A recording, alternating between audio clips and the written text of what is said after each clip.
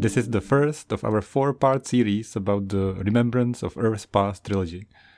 This episode is completely spoiler-free. It should help you decide if you actually want to read this. Also, as a bonus, we discuss a movie, The Wandering Earth, based on a short story from the same writer.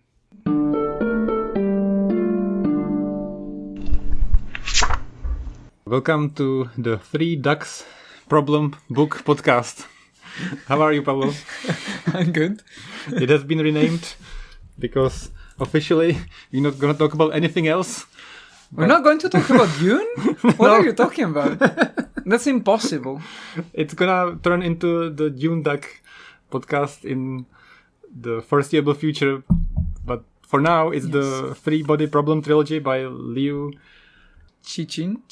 I guess maybe we should look online. If That's we okay. can That's find okay. the Let's pronunciation. Okay. just make as people far as I angry. know, it's Cixin Liu. Okay. That's the name I usually hear. But All right. no. So there's gonna be no dreams, no mysticism, no similes, no analogies, concrete facts, hard sci-fi, existential dread. and Australia. That's later. Yes, that's that's so fair. far in the future. But we're very excited to start this podcast about this trilogy. That's one of the reasons we started recording this. And we wanted to practice and do something simple at the beginning. That's why we picked the other books. Mm-hmm. So finally we get into the thick of it. And there is me, Paulo, and the third duck. What is it? Who's the third duck? I don't know. This existential dread. Yeah. Despair and depression. Yeah. I think the third duck is our hope, and it has left. That's why it's not here. Okay. That's why you can't hear it.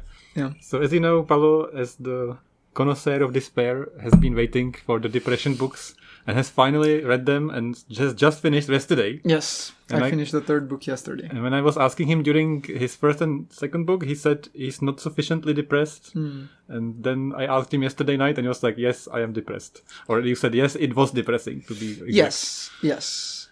But you were not depressed. I mean, kinda, just a little, but I think, to really explain it, I don't know how to do it without spoilers, but I feel like the main reason why I wasn't as depressed, it was mainly because first I felt like little connection with the characters, which I guess is one of the biggest problems. Characters are, whatever.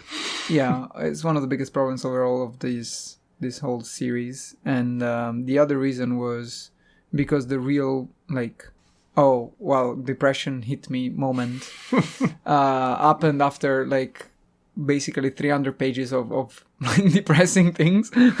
So it was kind of I don't know.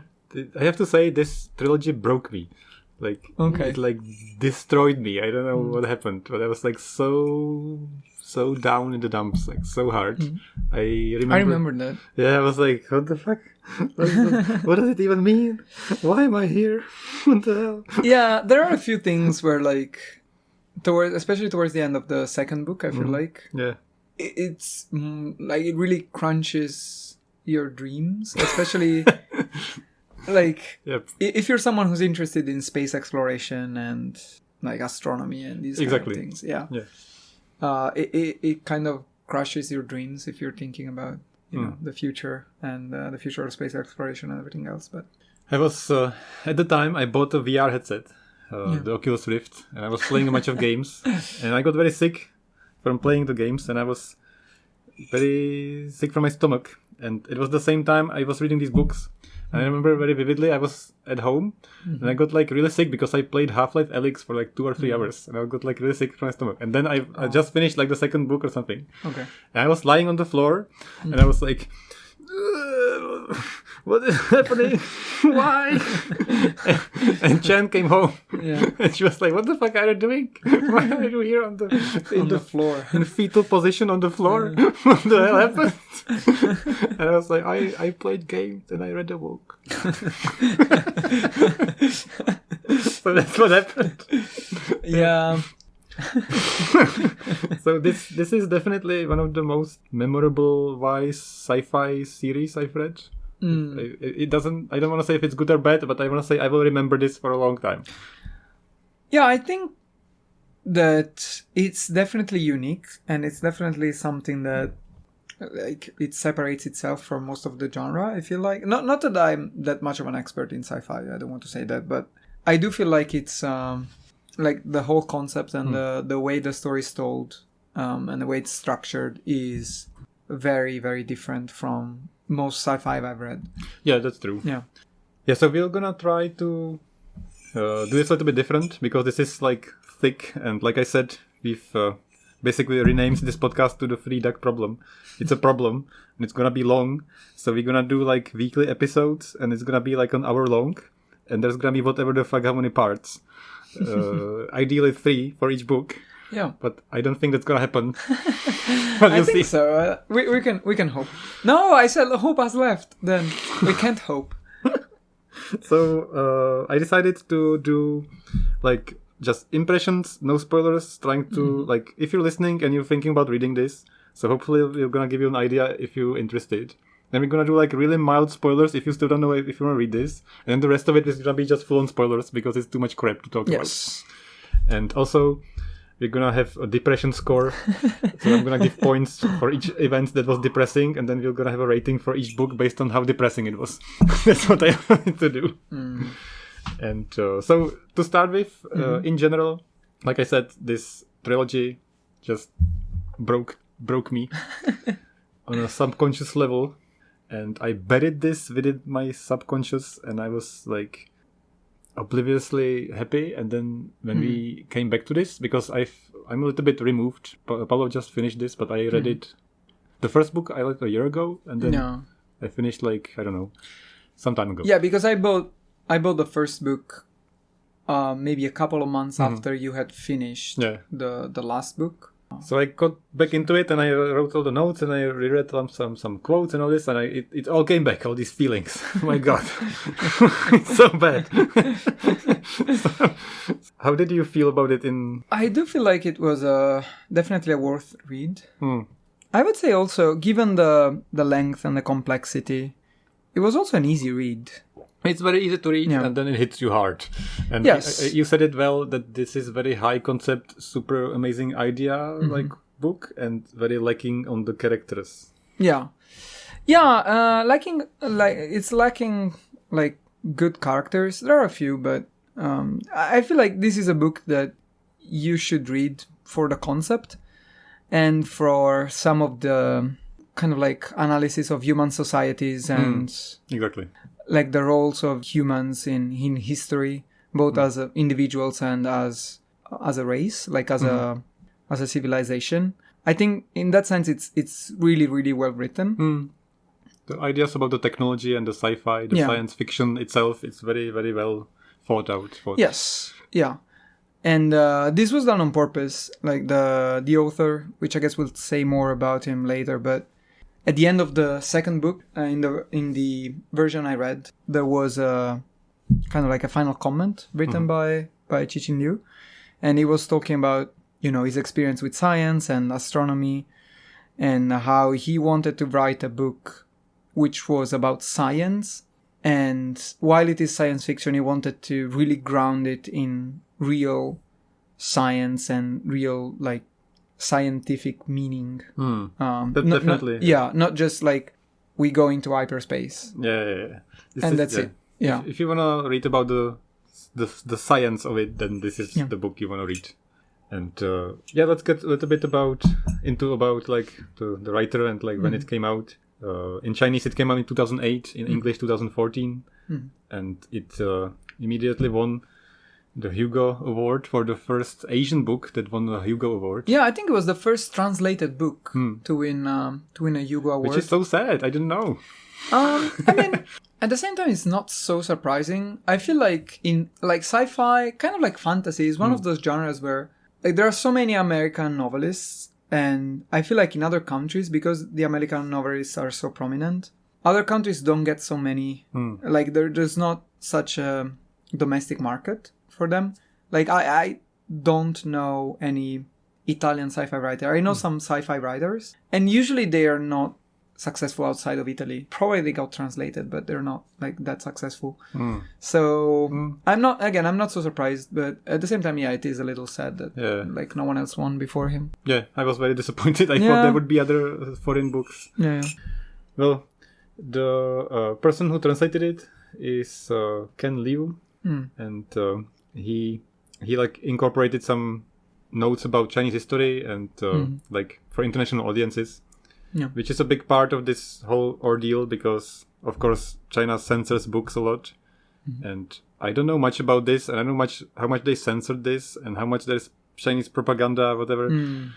I don't know much about all this, but from what I've heard, his previous books were very intense on like the propaganda and like critique and like being banned, and then on the other hand like having some a little bit sketchy opinions about things, which this book doesn't get into, so you don't really have to like worry about that too much. Well, as I was telling you the other day, I feel like there was a big difference between the first and the second and third book in that sense. Like the first book seemed more open, as much as like it was still in line with the like current Chinese Communist Party view of like their own history and everything else. It like there were some clear critiques to China itself. In the second and third book, China just ceases to exist. Which I completely like didn't think about. And when Paolo told me, I was like, oh yeah, they like talk about all these politics and all these countries, and they China never talk about China. Just goes out of the picture, even though all the characters are Chinese. So that's ridiculous. Yeah, it's kind of absurd. Like all of the characters are Chinese, which is fine. Like I mean, it's kind of sad. The story is about humanity as a civilization, and how in a way humanity comes together or breaks apart when faced with crisis. But at the same time, all of the main characters are Chinese. All of the good guys are Chinese, and most of the incompetent people are Westerners. Which I mean, again, it's fine. Like in American movies, the heroes are all Americans, and like in Japanese comics, everyone is Japanese. I think like it's normal. But it would have been nicer to have something different. But I'm sorry we can't give you more background about the censorship, but that's not really the point of this story, I would say. Yeah, I don't think so. Without going too much into the story itself, real life history is relevant only for the first book. From the second book, it's not really so relevant, so it doesn't really matter. Yeah, so that's all about that, which I am very hesitant to even talk about because I don't know much. I'm sorry. It was very successful. So like we said, it won the Hugo Award. It was nominated like 7-8 more times, and it won like 3 other awards. It's very successful. Yeah, it was very successful. There's gonna be a Chinese TV adaptation next year, and Netflix is doing like a US adaptation, and so you definitely hear about this book a lot in the future. Yeah, and you can watch the trailer. Yeah, so we watched it. So you didn't like it? I don't know. I am perplexed. I didn't mind it. I was like happy that there is a sci-fi show where they don't focus on love and explosions, like the new Picard, like Star Trek show. Have you seen that? I don't watch Star Trek. It's so painful. Okay. I will say this. This is not the first Netflix adaptation of Cixin Liu. Oh, I didn't know. Sorry. Yes, there is a movie based on a novella. Like I don't think it's a full novel. Called The Wandering Earth. Oh, I've heard. Okay, which is a Chinese movie. I think it was the first story that made him famous.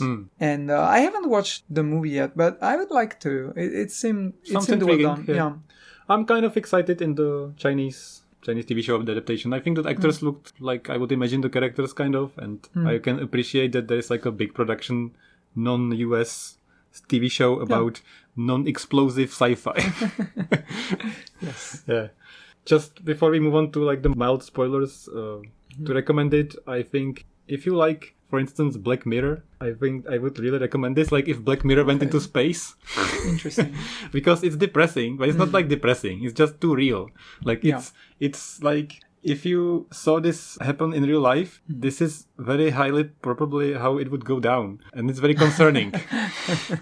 So it's, I feel like sometimes yes, sometimes... Of course not at all times. But there are some ideas that hit home. Like, this is how people are. Yeah. And it's so concerning. Yeah. No, there are definitely moments where you feel like in a book you want to scream like, oh, this is so stupid. Why are the people doing this? And this makes no sense. But then if you look at it from a realistic point of view, it actually makes a lot of sense. Yeah. Which I guess, it is one of the most depressing aspects of the whole story. I would also say this. I think it's a very good book for people who are into space things and really want to think about space exploration and, life in other solar systems, but from a point of view where it's like really grounded in real science.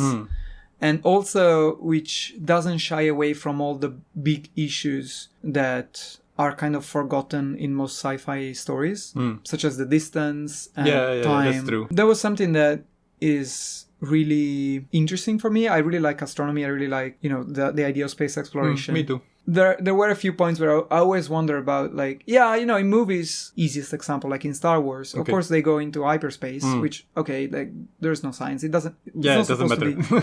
It's not supposed to be like a scientific movie, but at the same time you think about, they can move so fast because they go into hyperspace, but how they can communicate between planets, like it doesn't make any sense. How can they communicate across the galaxy? There should be like an incredible delay. If you're concerned about things like that, like if you're a moron like me and you're worried about things like that, then this is a good book for you. Exactly, I absolutely agree, and you're definitely not a moron, you're just a person who thinks about stuff. If you want to like rest and have a dandy, like super exciting adventures in space, this is not the book. Yes. Like I said in the first episode of this podcast, depression alert, depression alert. Yeah. So we wholeheartedly recommend it for sci-fi fans. Stick with it. The first book is weird. When you start reading it, it's not difficult to read. It's not boring. It's not like off-putting. It's just strange. Like so many things happen. Stick with it until the end of the first book, at least, if you start reading. Yeah, and also I feel like the first book, it really feels like you don't understand where it's going. Exactly. Of course, like for me personally, when I was reading it, I knew that there were 2 more books. So I was kind of like expecting, it's the first book. Even if nothing really happens, it's fine. It's the first book and it's like to prepare for the other 2 books, which, by the way, are much longer, especially the third book. Oh, I didn't realize even. Like the first book is basically half of the third. Oh, I didn't know. Never mind. And it went by really fast when I read it. I wasn't really concerned with that, but I can't imagine like people who were reading the book when it was being released. So they didn't know that this was the first book. I don't know. I feel like if you take it as a single book, it's not that good. Exactly. Like nothing happens basically. There is sort of a like fun ending and all this, which we're already getting to like mild spoilers, but anyway, it's not a great book, the first alone. Yeah, that's the good point. Yeah, but by itself, like it wouldn't work so well. But it's a great setup for what happens in the second and third. So. Yeah. So I guess that's about it. If you're like not wanna hear any spoilers at all. So in the next part we're gonna get into like mild spoilers. By which I mean we're gonna just say like if you read the back of the book, like the synopsis of if you read the synopsis at the back of the book, you're not gonna say any details. You're just gonna say like in general what is this about. So if you're convinced to read this, just stop now and give it a go. I really enjoyed not knowing anything when I read it. The speculation about what this means was enjoyable to me. Yes, and I didn't even know like the meaning of the title at the beginning. I was like, 3-body problem. Me neither. Like, are there 3 bodies? Like what happened? Like, exactly. who's dead? Yeah. So let's get into mild spoilers and just talk about some general concepts. So there are aliens. So that's a thing. I didn't know that was in this book even when I started reading. I that's like the only thing I knew. Okay. I knew that there were aliens and I knew that there was China. That's the only thing I knew. Okay. So it's about an alien race and people and their relationships. And that's why it's interesting. In many sci-fi words and many sci-fi books, like the first contact is imagined in a lot of different ways. And in the book itself, several theories, like real life theories that were presented in like 70s and 80s are analyzed. And the one that is considered correct by the author of the book is one that says that because many people imagine that when there is first contact, humanity would kind of like unite and converge. But according to the author, first contact with aliens would actually shatter humanity.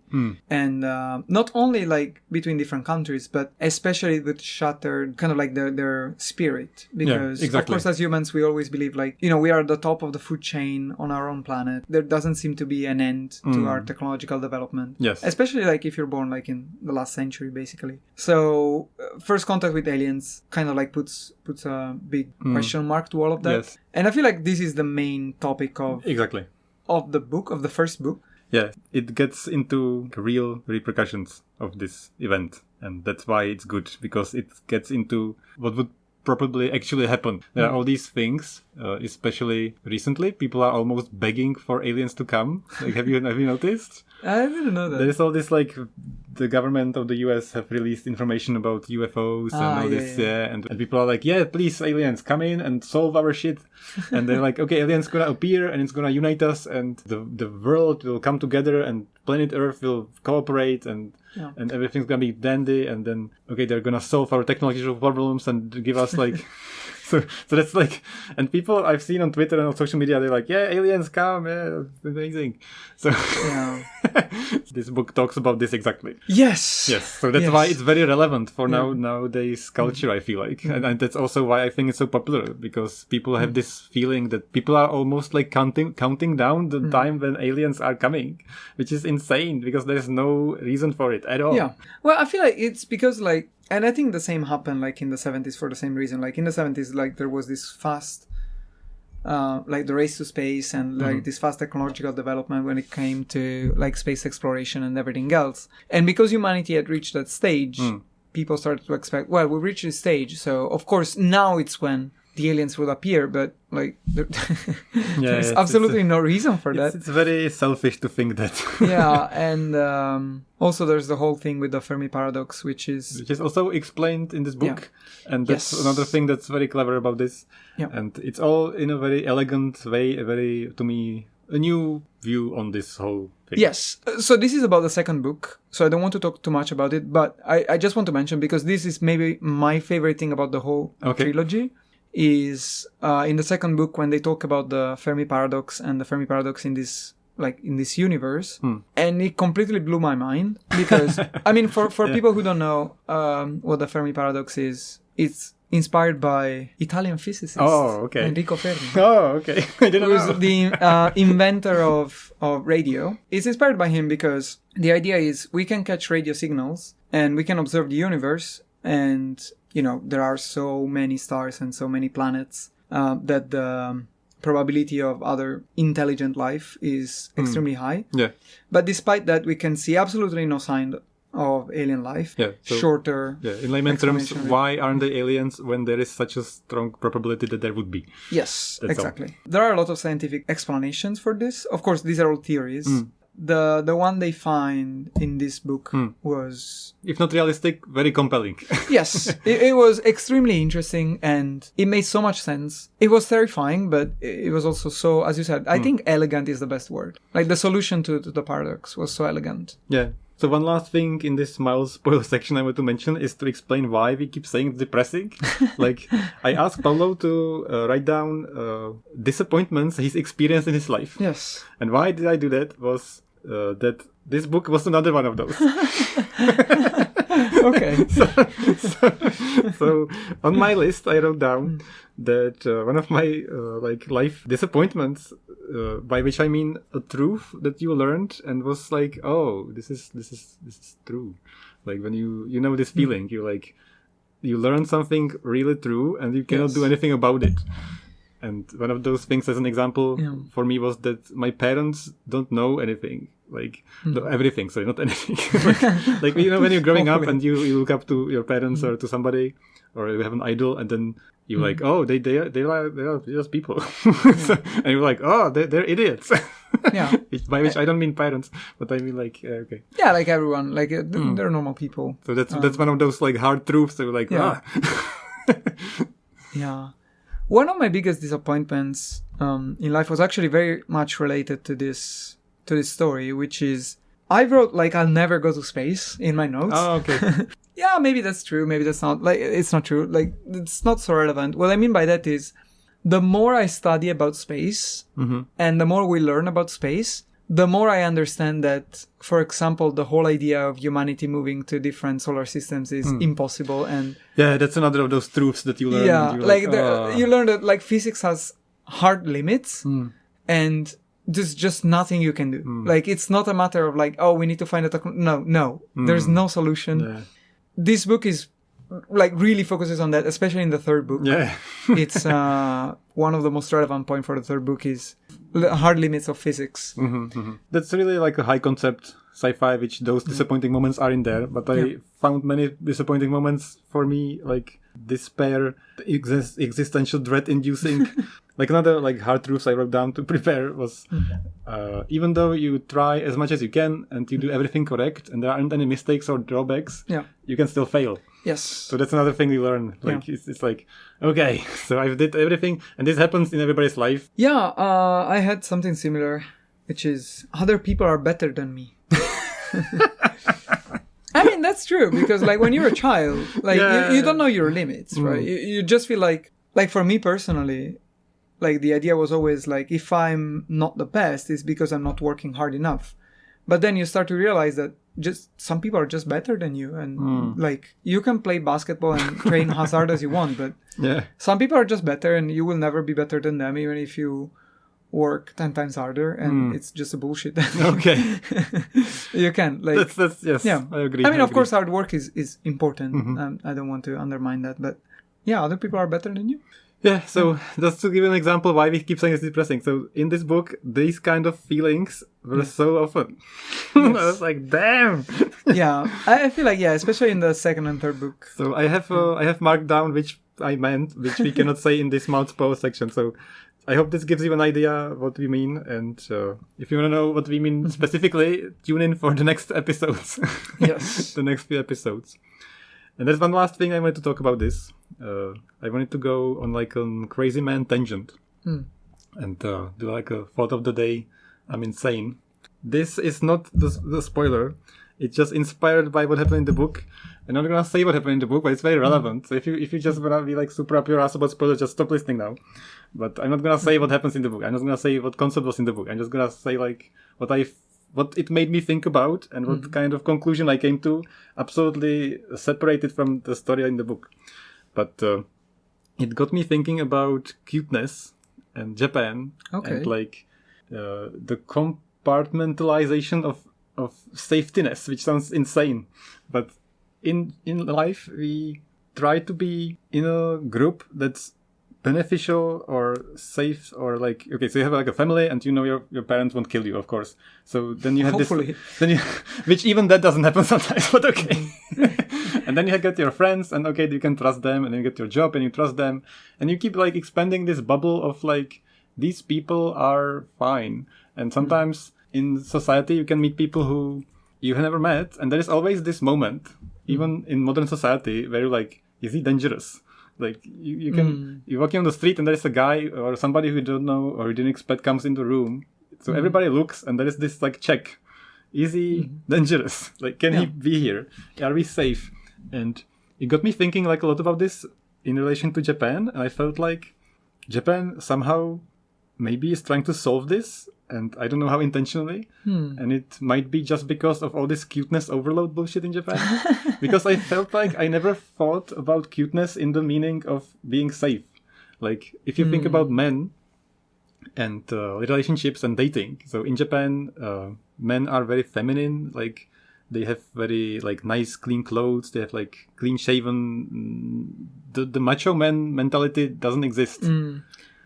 And yeah, it's much like more underplayed compared to Western countries. And even more with girls like sexy, cute is sexy. Like cuteness is what you're looking for. Yeah. And I think it might have happened because in Japan people love rules so much and they like the societal like safety. Like everything has to be completely relaxingly like fine all the time in Japan. There is all the rules that they have to follow, and they like following the rules because it makes them safe and they can just focus on the job, or they don't have to worry about this danger element. And I feel like the cuteness is symbolizing it's safe. Because if you're a person who's a man who displays himself as being like cutesy and like clean and nice and overly like feminine, then you're saying that you're not dangerous. You're not gonna punch people. Okay. And the same with the women and with the products and with the characters. We talked about this with a student in a lesson, and she was like, I like Snoopy and Moomin, all these cute characters. And I was like, let me show you Czech characters. And she was like, yeah, I like this little mole. And if you're curious, just search Little Mole Czech Republic, you'll find it. He's very cute. He can come to Japan. I was like, excuse me, he can come to Japan. and I showed like we have this ant. It's called Ferda Mravenec, and she was like, oh, he cannot come to Japan. Poor ant. And he's not cute enough, so he's dangerous. And in the West, we have the opposite, because men want to show that they're sufficient, they will survive, they will endure, and they will be free, and they will like be stronger. And that's the opposite of this mentality, and that means they're dangerous, and they. Yeah, I never thought that deep into that. I guess it makes sense in a way. I feel like it's not necessarily true for the whole society, but it is true that there is like a strong play on the cute part of things in terms of like safe and acceptable. Yeah. I guess that is true. Because life would be so much easier.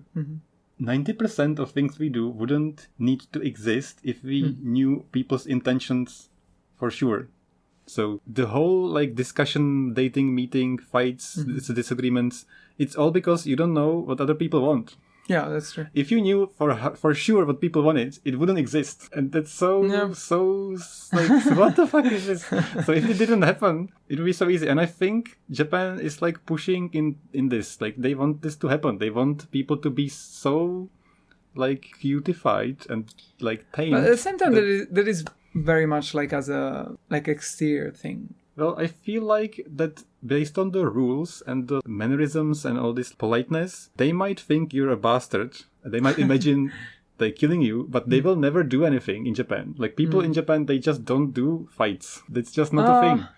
Yeah, it is true. And I think it is true that there is much less of the, oh, you looked at my woman the wrong way, I'm gonna go there and punch you. Like, exactly. Like, yeah, I feel like that is much less common, which is great. I really hate the whole idea of macho culture in the West, and how, you know, there's always this thing where like men are supposed to be like super sure of themselves and like always ready to fight for whatever I hate reason. it too. But, yeah. And I hate Japanese rules and how up there also are like people living in Japan about polite and following the rules and not doing the wrong thing.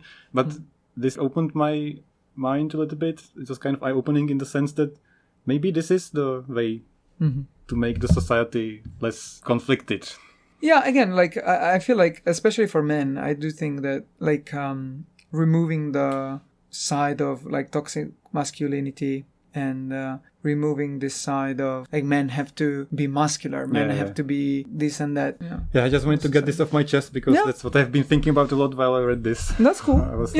I didn't make that connection at all. I understand why you did compared like related to this book, but like I didn't think about that at all. It's very interesting. So I don't think you've been spoiled, so don't worry about that. So I think it would work if we ended the first episode here, because we've already done like 40 minutes.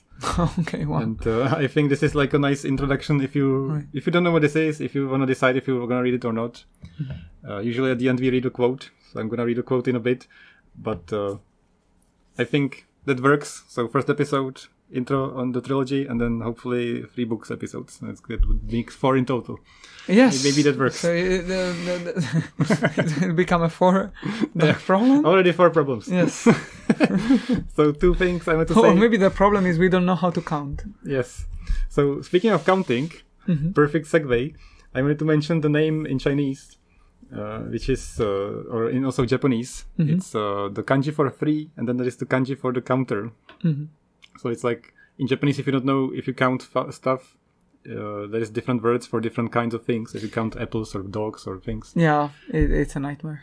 So is it in Chinese? I'm not sure. I guess so. I don't know. So the title in English is The 3 Body Problem, but in the original title is like the 3 things, and the things is the type of a body. Yeah. So that's more interesting. Yes, I think so. Like, the 2 characters are like the character for 3 and the character for body. Yeah. So in Japanese that's sanbon. In Chinese, I'm not sure. Probably we wouldn't able to pronounce it anyway. So. And to end, I'd like to read you what the free body problem in orbital mechanics means. Yes. Because it's quite relevant. I'm gonna paraphrase to make this easier and shorter, but you might be wondering if you still don't know what it says. So it's a problem of taking free initial positions and velocities of free objects, free bodies, and solving them for the motion of them. So simply said, how are things going to move in space when there are three of them and each of them has a certain gravitational pull? Yes. Which is in... Yeah, go ahead. Oh, okay. So I thought you were going to say something. Just confirming. From the height of my professional knowledge of physics and mechanics. Which comes up a lot in the book, and it's no secret that there is no solution. There is no elegant solution, there is no formula, there is no equation to describe this.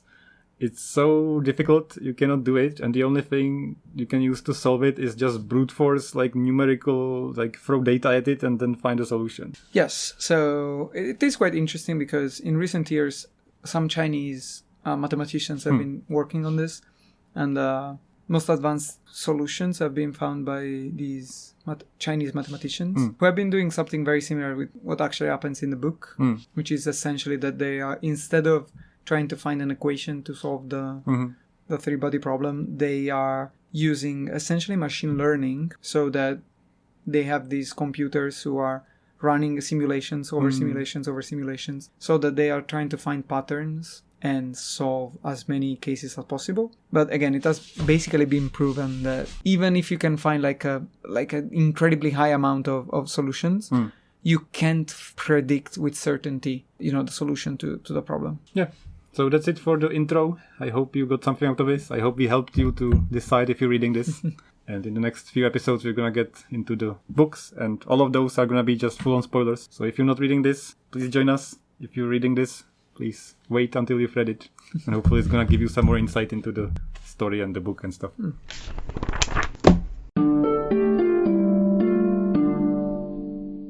So just a quick bonus on this episode, because we mentioned the movie from Cixin Liu, The Wandering Earth. I have no idea what the name is in Chinese, but that's beside the point. I watched this movie. I came back and decided to warn you guys to never watch this. It's awful. But still very entertaining. I still enjoyed it, I have to admit. But it was this movie is insane. And not in a good way. And I would like to briefly tell you what happened and hopefully stop you from watching this because it's really long. The premise of this movie is that they install giant engines on Earth and shoot it into space. They propel Earth into space to find a new home. Why, do you ask? Because the sun will explode. Why is the sun going to explode? It's expanding. Why is it expanding? Nothing's explained in this movie. I'm sure it's explained in the book, which the movie is based on. It is also a short story. The book is, it's not a full... Oh, it's a short story, okay. So I'd like to give you a short impression. This is not gonna be discuss everything in the movie. I just wanted to tell you how ridiculous this was. So full-on spoilers for The Wandering Earth from 2019. And the movie starts, and it looks beautiful. The CGI is great, the engines on Earth and the shots of the space and all the spacesuits.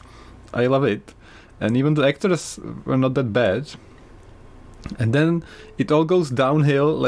Every 10 minutes of the movie, it goes so much worse, and it devolves into just trash. It's so bad at the end. But the start, they talk about what will happen when we start moving Earth, and what will happen with the surface of the Earth, and what will happen when the Earth stops moving, rotating. So they install engines around the equator to stop the rotation of Earth, and then they install bajillion engines on one half of Earth, so they can aim it, steer it in space, and then they just shoot Earth outside of the solar system to a new solar system where they can start orbiting a new sun. Right. And that's how they save Earth. So that's the premise. So when they start moving Earth, a bunch of stuff happened. So what would you imagine is a problem when you start moving Earth away from the sun? Well, first, a lot of earthquakes, I would guess. Like climate drastically changing. Exactly. The whole climate. Earth is frozen. That's happens in the movie. And there's also giant tsunamis, flooding, because when the Earth like jerks and stops rotating, all the water splooshes everywhere. Yeah. It's ridiculous. It's like when you have a tray with soup and you suddenly stop. Yeah. So they don't explain any of this. They just say, oh, Earth is just damned because the surface is uninhabitable now. It's frozen, there is water everywhere, earthquakes, everybody's dying. So we have to build these giant underground cities where people have to move. But there's not enough space, so we're gonna do lottery. And if you don't win the lottery to go underground, you're just done. You're finished. Sorry, bye. And they kill like half of the population this way. I have a question. If I guess like moving Earth itself is like an incredible challenge, like using the engines powerful enough to stop the Earth rotation and then moving Earth to another solar system. And besides, keeping life in these underground cities and everything else. Why are they doing this instead of building just spaceships? That's what they exactly discussed in the movie, and they were like, we don't have time to build spaceships because... But they have time to build underground cities and... Doesn't make any sense, yes. So okay, I guess. So that's one reason. Other reason is they haven't found a suitable planet to colonize, so they need to take our planet with them. It doesn't make any sense. Yeah, it's nonsense. So yeah, that's the answer. Yeah. My question was, I guess I was watching this. I was watching the movie, and it was all going down, and it just started to like fly away from the solar system. I was like, "Excuse me, did you forget something? Excuse me, did you forget something? Do you know what I'm thinking about?" The moon. Yes, I was like, excuse me, where is the moon? Excuse me, did you forget the moon? Where is the moon? I guess that's not such a big problem. Like, if your engines are moving the Earth out of orbit, I guess the moon would stay there, because I guess it depends on I'm not, of course, a physicist or anything, but like the moon orbits Earth, but it's also pulled by the sun. I guess if the Earth is moving away. So that could be an interesting plot point, like where does the moon go to? Free body problem and such. Yeah. But so the moon disappeared. So this is kind of like, I'm willing to go along with it. So they just start moving Earth, and there's all these problems, and they keep mentioning the lottery and how people have to die and all this, and it's a big drama. And then they keep mentioning the dark side of the Earth, like you mentioned, and it's forbidden to go there, and it's super scary, and nobody ever talks about it again, and we don't go there. I guess it's explained in the short story. Okay, I guess. So then the plan, because they found a solar system with a new sun, but they can't go straight to it because they don't have enough fuel or the engines are not powerful enough, whatever. So the plan is they go to Jupiter and they swing around the gravitational field to speed up Earth. Yeah, it's called not a gravitational sling or something like that. I think that could be it, gravitational sling. Yeah. So you might expect this. Engines break down and the Earth starts flying in a bad course to crash with Jupiter. Interesting. So this is the whole premise. So they don't even get there. Nothing else happens. The whole movie is about not crashing into Jupiter. And there is a bunch of subplots in the movie that are super annoying. There are these like teenagers and children, and they teach them how to drive like trucks on the frozen surface of Earth. And the trucks you drive by holding a sphere and you like rotate it, and it's all sci-fi. And the CGI effects are super, super bad. Like the space scenes, amazing. And all the trucks and all the cars on the surface of frozen Earth is all CGI. Okay. And it looks like a video game. It's so bad. All right. So anyway, they like start getting closer to Jupiter, and Earth is just falling into the gravitational field of Jupiter. And they have malfunctions of the engines.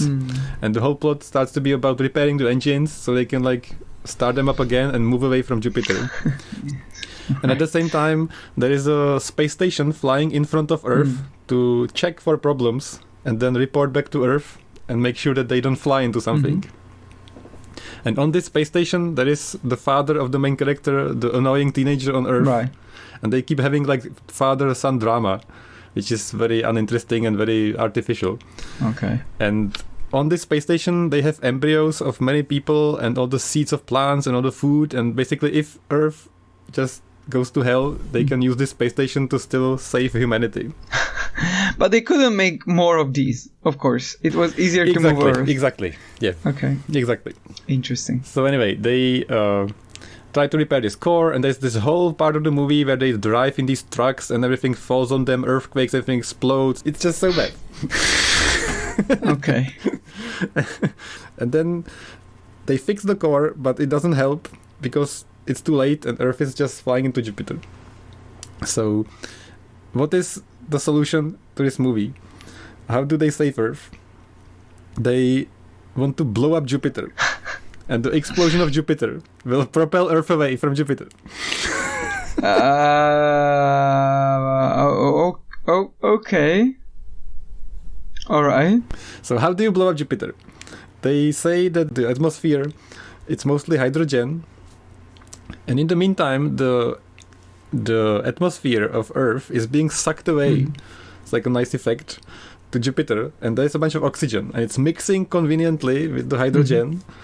And somebody's like, I know what we'll do. We'll light a match and ignite this tunnel of like hydrogen, oxygen, and it's gonna blow up Jupiter and Earth's gonna explode. Everything explodes and we'll fly away. It's perfect. Perfect plan.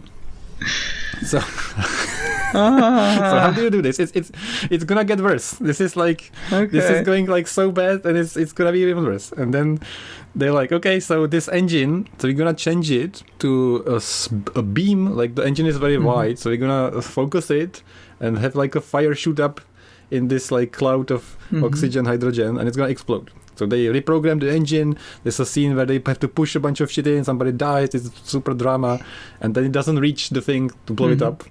And everybody's like, oh no, we're dead. And there is an international announcement, go home and die peacefully, goodbye. There's nothing to do. And everybody's like scenes where people are crying and going home, and they have a scene where everybody is like in their home and like people going home in their cars, and there are different nationalities, and it's like Indians and Vietnamese and Americans and Chinese, and everybody says something and they're like, oh no, we're gonna die. And because it's a Chinese movie and nobody spoke English, somebody literally says, like, if I was voice acting and somebody says literally, oh no, oh my god, we're gonna die, oh no. This is how they say it. It's kind of like the English actors in Squid Game. That is much worse.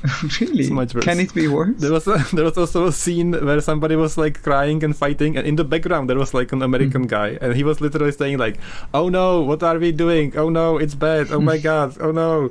He was fucking like that in the background. Awesome. I'd like to have that role, please, next time there's a Chinese it was probably like the ALT at the local like elementary school. Exactly.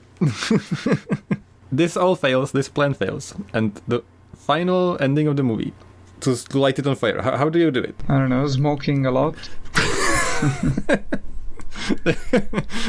Everybody throws a cigarette up in the air and it ignites it. So the guy in the space station, who's the father, fights the AI of the space station that's trying to make him go to sleep because he's violating some rules. And he fights cameras on the space station by throwing bottles of vodka at them and lighting it on fire because his coworker was Russian and he smuggled a bottle of vodka in his spacesuit. Of course, he's Russian, so... And there's like this whole drama. He kills one camera, destroys one camera, and then a new camera like slides in, and the AI is like, oh, I have new cameras. You don't stop me. You can't stop me. This is so stupid. Unfortunately, it gets worse, and the movie ends with him somehow talking them into allowing him to use the space station to light up this thing to explode it. Which is the stupidest thing, doesn't make any sense. And they told him like 7 times, you can't do this, and suddenly you can do it. They don't explain why they changed their mind. Because there's hope, I think. They say there's hope. Okay, which is like, classic movie explanation for something like, oh yeah, we are convinced now because... So they say, okay, you have control of the space station now. Go save humanity. And how does he save humanity? How does he explode Jupiter? He flies the whole fucking space station into it and kills himself with everything on the space station. Nice. So everything explodes and all the like Plan B humanity will be saved. Colonization Earth exploded. What the fuck? So Jupiter explodes and the Earth survives? They don't even show it. Because the thing is, like, if Jupiter explodes, I'm pretty sure that nothing will be left over. But And I was like, what the fuck happened? I don't know. And the father died, the space station is just in pieces, and Earth is just flying away from Jupiter.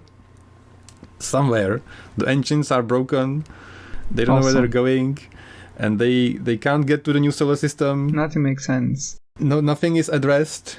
Skip to 4 years later, and the guy who was the teenager is like now an established somebody who drives trucks, so I don't know, and everybody's happy. And there is a party, and everything's great, happy ending, and nothing is explained. Happy ending. And that's the end. Awesome. So that was something. I hated it. Hated the ending, like the beginning. Fair enough. I can understand why. So yeah, that was just a quick... I will cut this down hopefully to something shorter. And don't watch this. Yeah, it's pretty insane. Yeah, the elements were interesting, I'm sure. There were some good ideas, but the movie was just drivel, blockbuster, trash, and nonsense. So thank you. Thanks for listening. Thank you for not watching. Thank you for not watching. Don't watch this. And see you in the next episode. The following episodes will come out weekly, one for each book in the trilogy. We deep dive into the story and try to explain it for those who haven't read it. And also do a therapy session for me, because I felt really crushed after reading them. I'd recommend listening also as a recap before reading the next book. Thank you for listening. Please rate us on Apple Podcasts and see you on the next one.